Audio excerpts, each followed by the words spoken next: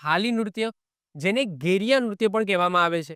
તો આગળ મેં વાત કરી હતી કે હળપતિ જે આદિવાસી છે, આ હળપતિ આદિવાસીઓ દ્વારા 2 નૃત્યો કરવામાં આવે છે. એક તો થાળી અને તુન નૃત્ય અને બીજું છે આ ઘેરિયા નૃત્ય. આ જ ઘેરિયા નૃત્યને હાલી નૃત્ય પણ કહેવામાં આવે છે. તો સૌથી પહેલા હું શું બતાવી દઉં, તો સૌથી પહેલા હું એનું વિડીયો બતાવી દઉં. તો વિડીયો અહીંયા બાજુમાં જ છે, તો વિડીયો તમે જોઈ લો, જેનાથી આપણને આઈડિયા આવી જશે. ઓકે, તો આ વિડીયો છે, તો વિડીયો તમે જોઈ લો, જેનાથી તમને આઈડિયા આવી જશે. તો આ છે હાલી નૃત્ય, જેને ઘેરિયા નૃત્ય પણ કહેવામાં આવે છે. આગળ આપણે જોયું એ ઘેરિયા. ઓકે, એ ડબલ ઉપર હતું, માત્ર ઘેરૈયા કહેવામાં આવે છે, ઘેરૈયા. અને આ છે ઘેરિયા. ઓકે, આ છે ઘેરિયા, પેલું ઘેરૈયા. તો ઘેરૈયા અલગ છે, આ ઘેરિયા છે.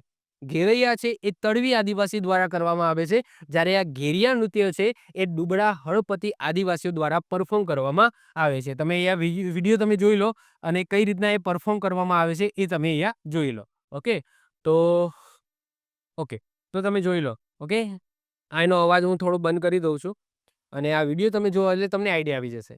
તો આદિવાસીનું આ ઘેરિયા નૃત્ય છે. કોના દ્વારા પરફોર્મ કરવામાં આવે છે? મેં કીધું એમ દુબળા હળપતિ આદિવાસીઓ દ્વારા પરફોર્મ કરવામાં આવે છે. તો તાપી અને સુરત જિલ્લાના દુબળા હળપતિ આદિવાસીઓ દ્વારા આ નૃત્ય કરવામાં આવે છે. આ નૃત્યમાં જુદી જુદી વાર્તાઓના પ્રસંગ હોય છે. આ નૃત્યમાં એક સ્ત્રી અને એક પુરુષની એમ 2 ટુકડીઓ હોય છે અને નૃત્યમાં પુરુષ અને સ્ત્રી ગોળાકાર ગોઠવાઈ કમર ઉપર હાથ રાખીને સમૂહમાં નૃત્ય કરે છે. નૃત્ય સાથે ઢોલ અને થાળીઓ કે પૂંગી વગાડવામાં આવે છે. આ વાદ્યો છે. પુરુષો માથા ઉપર સફેદ ફેંટો બાંધે છે અને ધોતીઓ પહેરે છે, જ્યારે સ્ત્રીઓ રંગબેરંગી સાડીઓ પહેરે છે. આ નૃત્યમાં ગીત ગવડાવનારને શું કહેવામાં આવે છે? કવિઓ કહેવામાં આવે છે. શું કહેવામાં આવે છે? કવિઓ.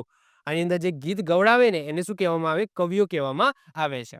તો આઈ હોપ સો તમને આ આઈડિયા આવી ગયો હશે. આમાંથી શું પૂછાઈ શકે? તો આમાંથી એક જ વસ્તુ પૂછાઈ શકે કે આ હાલી નૃત્ય અથવા તો ઘેરિયા નૃત્ય છે એ કોના દ્વારા પરફોર્મ કરવામાં આવે છે? તો દુબળા હળપતિ આદિવાસીઓ દ્વારા પરફોર્મ કરવામાં આવે છે.